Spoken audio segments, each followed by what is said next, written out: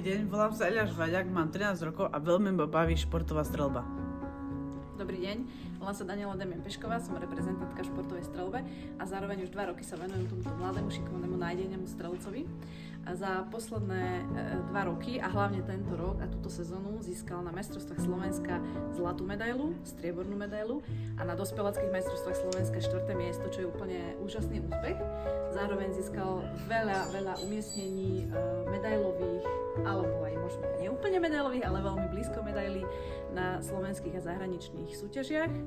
Je veľmi šikovný, talentovaný a túto sezónu by sme chceli začať strieľať aj olympijskú trojpolovú disciplínu, ale na to potrebujeme trošku vašu podporu, pretože je to náročné na materiál a vidím v ňom veľký potenciál dostať sa do reprezentácie Slovenskej republiky, tak budeme veľmi šťastní, keď nám s tým pomôžete.